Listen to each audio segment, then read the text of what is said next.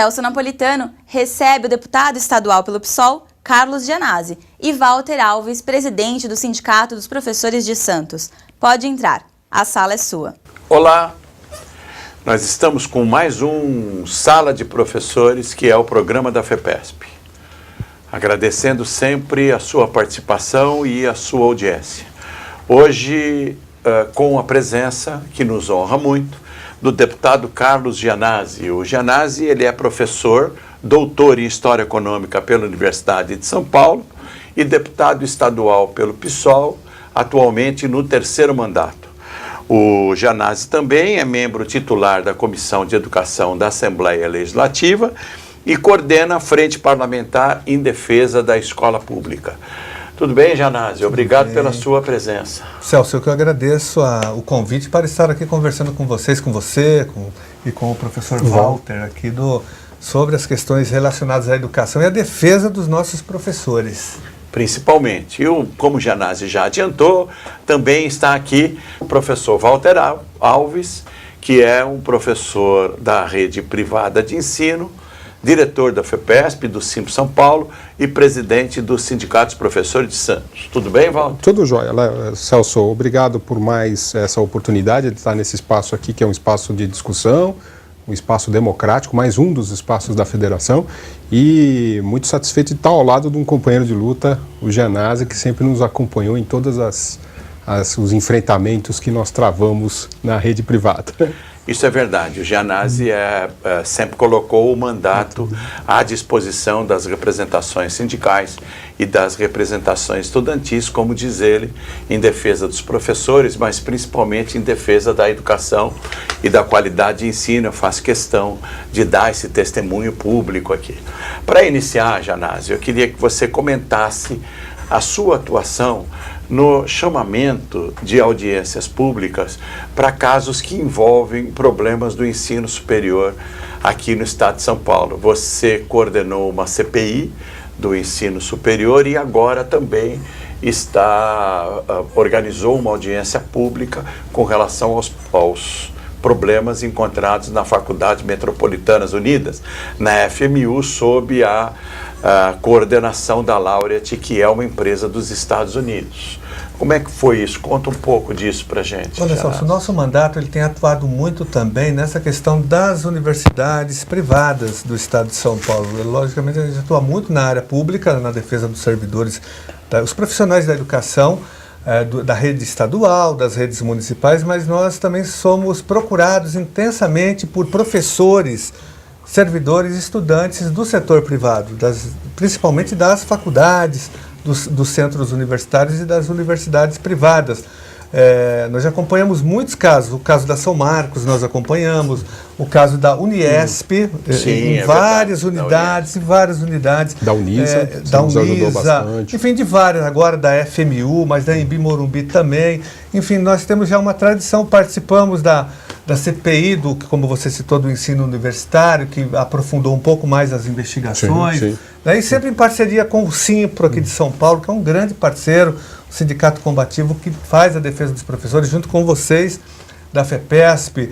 E o último movimento que nós fizemos foi agora com a FMU, porque ela foi vendida para a Laureate, e há um desmantelamento, um processo de precarização da faculdade, com demissão de professores, mudança da grade horária. Nós já realizamos, na verdade, 3 audiências públicas até agora. Uma agora recente, inclusive, que teve a sua grande participação, onde você deu uma aula, né, do funcionamento do setor privado aqui em São Paulo, do processo de exploração.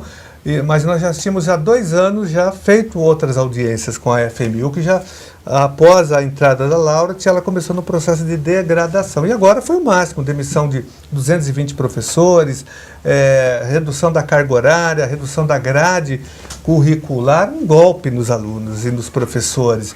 E nós encaminhamos todas as denúncias para o Ministério Público Federal e para o Ministério da Educação pedindo providências, porque nós tivemos vários relatos na audiência pública, que foi gravada, transcrita para as notas taquigráficas, e nós utilizamos todo esse material para pedir providências imediatas, tanto do MEC como também do Ministério Público federal para que providências sejam tomadas. O mesmo nós fizemos com a São Marcos na época, com a Uniesp, que nos deu muito trabalho. A Uniesp era um horror, né? Era uma picaretagem de quinta categoria.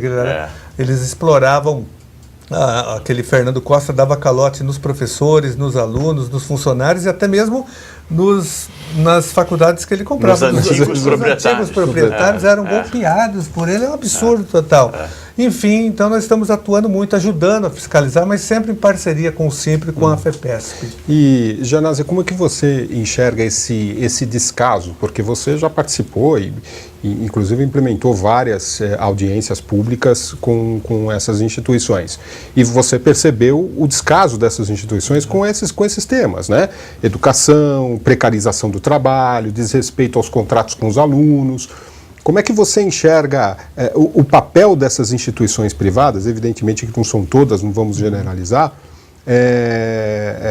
O papel dessas instituições no tema educação.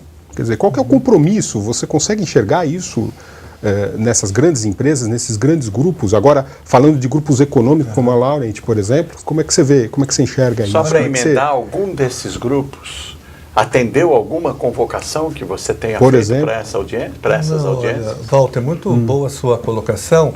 E, na verdade, não só um grupo que atendeu e compareceu 2 vezes, por incrível que pareça, foi a Uniesp, que compareceu.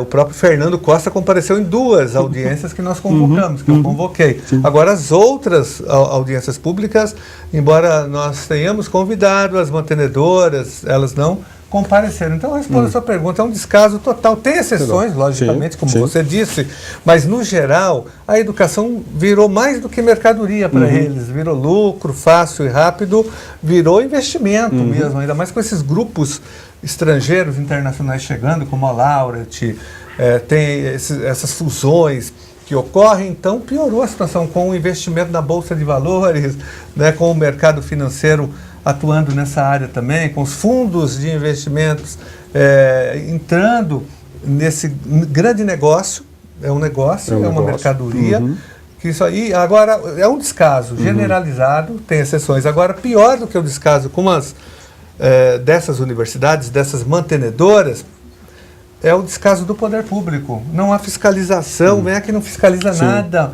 É o Conselho Nacional de Educação, é representante desses grupos, está a serviço desses grupos, não tem fiscalização nenhuma do Congresso Nacional, porque esses grupos têm os seus representantes dentro do Congresso Nacional, seus deputados, seus senadores, eles têm um forte lobby, né, que financiam campanhas eleitorais, tem influência do MEC, enfim, não há fiscalização. Você enxerga, você enxerga na Assembleia Legislativa a presença de deputados comprometidos com essas instituições? Sim, a Assembleia Legislativa, na verdade, se omite completamente desse debate, até porque ela também está a serviço desses grupos econômicos, né? Não há também nenhum tipo de fiscalização. Nós temos pouquíssimos deputados na Assembleia Legislativa comprometidos com a luta em defesa de uma educação de qualidade, em defesa do magistério, seja ele público ou das escolas particulares, mas na Assembleia Legislativa também ela tem o mesmo comportamento que o Congresso Nacional, como a Secretaria da Educação também não fiscaliza, e muito menos o Conselho Estadual de Educação, que também está no mesmo diapasão do Conselho Nacional, que é extremamente privatista, não tem nenhuma representação aqui popular, nem dos professores, enfim, então tem descaso das universidades. Para essas universidades, no geral, a educação é mercadoria, é aplicação, é um grande negócio, é lucro. E pior do que isso, como eu disse, só voltando aqui, é a omissão do poder público que dá sustentação a esse tipo de comportamento. Você disse das audiências que você promoveu, das CPIs, etc., e que produziram dossiês, e que você encaminhou às autoridades competentes. Você teve alguma resposta do Ministério da Educação, do Ministério do Trabalho, do Conselho Nacional da Educação, desses órgãos todos? Houve alguma resposta com relação às denúncias que você em nome da audiência ou da CPI, levantou e enviou para eles? Olha, o único órgão que nos deu alguma resposta em alguns casos foi o Ministério Público Federal. Aí, aqui em São Paulo, nós tivemos audiências lá no MP Federal em relação ao Uniesp, nós tivemos algum retorno. Agora o MEC é totalmente, mesmo nas gestões anteriores, não é só nessa gestão. Há muitos anos que o MEC vem se omitindo de fiscalizar essas universidades. Em vários casos, nós acionamos o Ministério da Educação, no caso da São Marcos, omissão total do MEC, né, da FMU, da Uniesp também. Inclusive, nós entregamos depois uma segunda cópia do dossiê que vocês fizeram pela federação, vocês tinham protocolado, aí nós tivemos acesso a uma cópia e nós protocolamos novamente com o ministro da Educação na época, numa audiência na LESP. Ele falou que tomaria providências, na época era o Fernando Haddad, É isso mesmo. Nenhuma providência foi tomada até hoje. Então isso é preocupante, porque não há regulamentação, não há fiscalização, não há supervisão desses grupos que estão tomando conta cada vez mais do ensino superior privado no Brasil. Só para ficar ainda nesse tema, Walter, você me perdoe, a continuidade das perguntas aqui, mas para ficar ainda nesse tema, para depois nós entrarmos num outro tema, que também é muito preocupante, que é a questão da violência, do patrulhamento, das escolas, dos grupos que pretendem manipular e patrulhar os professores. Nesse tema ainda da representatividade, o Conselho Estadual de Educação é um órgão de provimento específico do governador do estado. Então, é prerrogativa do governador indicar os membros ao Conselho Estadual de Educação. Diferente de outros estados que há uma composição regulamentada por lei. Né? Existe alguma manifestação na Assembleia Legislativa, algum projeto de lei proposto para que seja regulamentada as representações no Conselho Estadual de Educação? Eu vou pedir licença para a gente interromper por aqui, deixar essa pergunta como gancho, para a gente fazer um intervalo e voltarmos depois com a resposta do Gianazzi, cuja conversa aqui está fluindo muito bem e o tempo passa rapidamente. Você, por favor, fique aí que nós voltamos já já.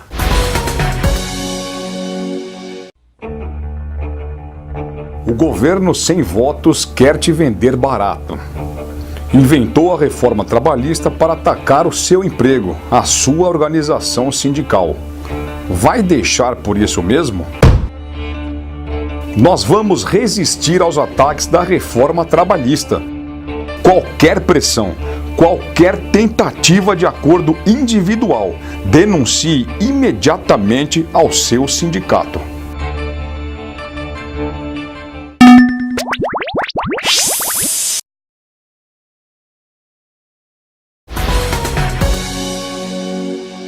Olá, estamos de volta com o Sala de Professores, hoje com a honrosa participação do deputado Carlos Gianazzi, em terceiro mandato, professor, nosso colega e membro titular da Comissão de Educação da Assembleia Legislativa. No último bloco, nós deixamos uma pergunta como gancho sobre a questão da participação no Conselho Estadual de Educação. O Conselho Nacional de Educação, no governo Lula e Dilma, tinha uma certa regulamentação, ou não por lei, mas por uma prática que estava sendo levada por esses dois governos, de admitir membros do Conselho Nacional que fossem indicados por representações da comunidade, de professores, de órgãos que representam alunos, etc.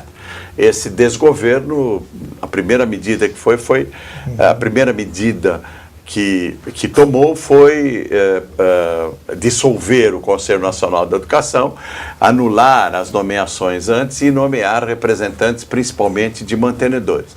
O Conselho Estadual tem representação exclusiva de provimento do governador do estado de São Paulo. Então eu estava dizendo o seguinte, existe algum projeto de lei que prevê algum tipo de regulamentação para prover os cargos do Conselho Estadual de Educação, que é o órgão que regulamenta a educação nesse estado? Olha, Celso, o Conselho Estadual de Educação, na verdade, é um braço do governo Alckmin aqui em São Paulo.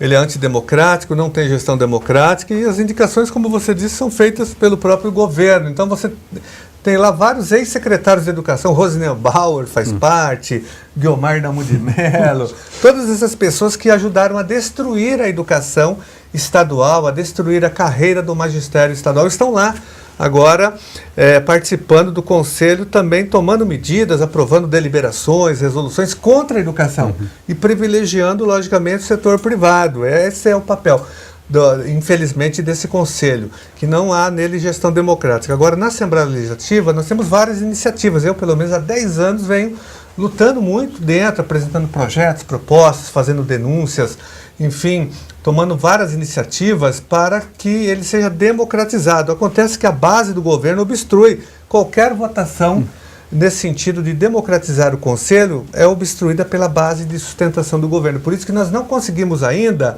aprovar um projeto de lei democratizando a escolha dos conselheiros, que é do jeito que está um absurdo. É um conselho totalmente autoritário e ele funciona de costas para a educação, sobretudo a educação pública, que ele deveria defender. Você tem pouquíssimos representantes, ou quase nenhum representante de escola pública no Conselho Estadual. Pelo contrário, inclusive há representantes de mantenedores de escolas particulares. Do Bandeirantes, por exemplo, tem representação da escola do Colégio Bandeirantes. É um absurdo aquilo.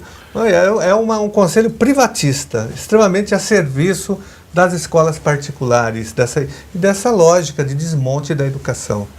O que é complicado, né? Janazzi, além dessa brilhante atuação sua dentro da Assembleia Legislativa, tratando dessas questões do Conselho Estadual, dessas audiências públicas em relação a essas instituições de ensino superior, privados, eu estou trazendo para você 3 questões que têm afligido bastante os professores, e eu sei que você tem atuado bastante em defesa dessas questões, em favor, evidentemente, da comunidade educacional, alunos e professores, que é a questão da escola sem partido, a questão da reforma do ensino médio, tá? E também agora a gente tem ouvido muitas denúncias de profissionais, mas que já é um problema que atingia alunos e atingia a própria segurança das escolas, né? E agora também atingindo professores. Porque não é só uma... A gente conversa bastante aqui nas entidades, tanto na federação quanto no sindicato, que não fica restrito apenas a uma violência física. Mas na rede privada principalmente é uma violência através do assédio. Um assédio muito forte, uma pressão muito grande. Gostaria que você falasse um pouquinho sobre esses 3 temas. Olha, Walter, a questão da escola sem partido é uma questão gravíssima hoje, porque é um movimento no Brasil e aqui em São Paulo ele é forte, no sentido de... É um grupo que tenta implantar na marra esse projeto de... Eles falam escola sem partido, mas é a censura nas escolas, é a mordaça nas escolas, tentando calar os professores, tentando neutralizar o projeto pedagógico da escola. Esse movimento tentou aprovar projetos de lei, mas o projeto já foi considerado, a proposta é inconstitucional, o Ministério Público Federal já se colocou contra, a própria ONU já soltou um parecer contra, então o Supremo Tribunal Federal também já decidiu que ele é inconstitucional. E na Assembleia Legislativa nós tivemos uma grande vitória, nós derrotamos o projeto, ele estava tramitando, eu fui o relator na Comissão de Educação, dei um parecer contrário e aprovei. Todos os deputados aprovaram, então ele foi enterrado na Alesp, mas eles tramitam na Câmara Municipal, no Congresso, mas serão todos considerados inconstitucionais, mesmo que eles sejam aprovados, eles serão depois anulados na Justiça, porque não tem fundamento legal o projeto. Mas eles tentam fazer isso de uma outra forma. Esse vereador Holliday, do MBL, do DEM, tentou fazer isso nas escolas municipais, nós denunciamos, fomos ao Ministério Público, porque ele estava cometendo abuso de autoridade. Mas, na verdade, não é escola sem partido, é a introdução da... Porque nós somos contra a doutrinação também, nós não queremos doutrinar nossos alunos, é um erro fazer isso. Agora, nós temos que desenvolver o senso crítico, formar o nosso aluno para a cidadania, ele tem que estar na lei, está na LDB, na Constituição Federal. E abordar todos os lados da questão, faz parte, deixar para os alunos lá. Então não tem nada de doutrinação nisso. Não. Agora eles inventaram isso para tentar calar o professor. E, na verdade, eles querem doutrinar de outra maneira. Do outro lado. De outra maneira. Eu falo que a educação já é altamente, ela já doutrina, não precisa... né, o sistema educacional brasileiro já doutrina. É que nós temos professores fazendo intervenções críticas, neutralizando essa doutrinação do próprio sistema que é feita no sistema educacional. Então, esse movimento, ele tenta agora fiscalizar, indo nas escolas, denunciando professores, mas é ilegal, nós temos que denunciar. Nós denunciamos o Holliday, esse vereador do MBL, e nós estamos atentos e recebendo denúncias, inclusive na Assembleia Legislativa. Então, o professor que está nos assistindo agora, se ele se sentir perseguido por esse movimento, ele pode nos procurar, que nós estamos acionando as secretarias de educação, o próprio MEC, o Ministério Público, nós estamos tomando medidas. Nessas questões que o Walter colocou, e a reforma do ensino médio? Como você se posiciona? Celso e Walter, é uma questão gravíssima, porque infelizmente ela foi aprovada via medida provisória, veio de uma forma autoritária, nós até falamos, parece mais 5, os militares fizeram a mesma coisa com as reformas que eles fizeram, né, de cima para baixo, neutralizando o núcleo crítico do currículo escolar, como filosofia, sociologia, que no início elas foram retiradas do currículo, elas não foram retiradas, mas foram neutralizadas, na verdade, história, geografia, artes, né, até porque o que aparece mesmo assim com relevância na reforma, na legislação aprovada, é que disciplinas como português, matemática e inglês são obrigatórias, de fato. As outras parecem mais escanteadas, né?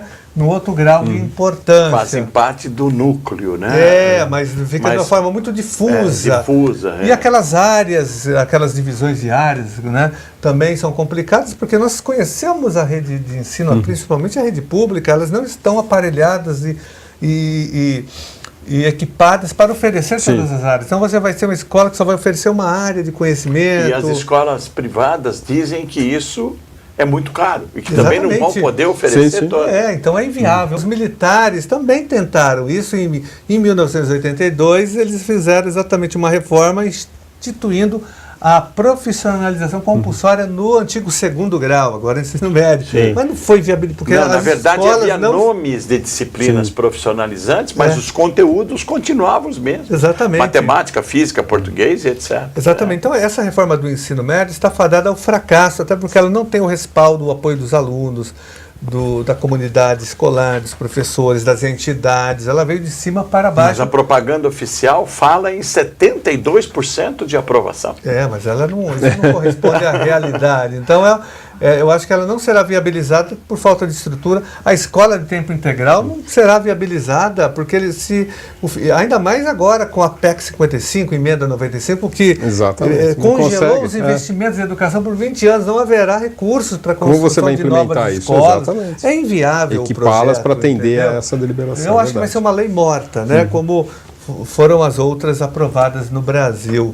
E você levantou também a questão, Walter, importante, da violência nas escolas, que é um tema gravíssimo hoje, que só venham, não só a violência física contra os professores, contra os próprios alunos, que é muito grave isso, mas também o assédio, principalmente nas escolas particulares, que o professor ele é muito assediado, ele é perseguido porque ele é ameaçado com o desemprego, então é muito difícil a situação do professor, esse assédio emocional, psicológico em cima do professor. Sem participação na elaboração do projeto pedagógico. Não tem a participação do professor, exige-se dele sem que ele faça parte daquele processo, quer dizer, o dono já define qual que vai ser a metodologia, qual vai ser o projeto, impõe uma apostila, impõe um livro didático, impõe um material a ser utilizado e o professor fica submisso.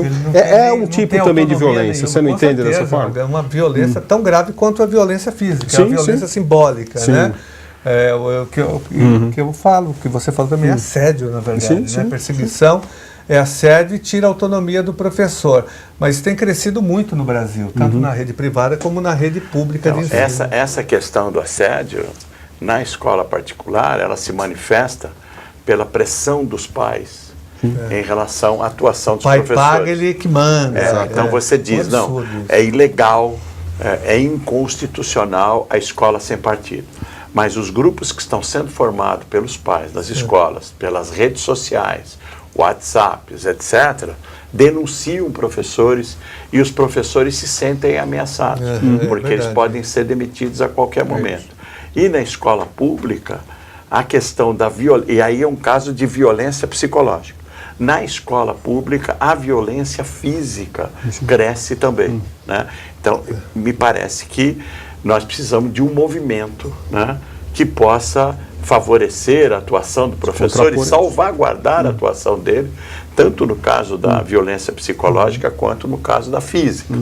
Como é que você vê essa questão para a gente poder, então, agora encerrar o nosso programa, porque infelizmente o tempo é curto. O Janazzi é um bom papo e os temas são muito importantes. Olha, nós aprovamos já na Assembleia Legislativa a lei de assédio moral, que protege os trabalhadores do Estado de São Paulo contra o assédio moral. Eu tenho vários projetos tramitando também, protegendo, principalmente na rede pública, os professores vítimas do assédio físico, porque acontece muito na rede pública, né?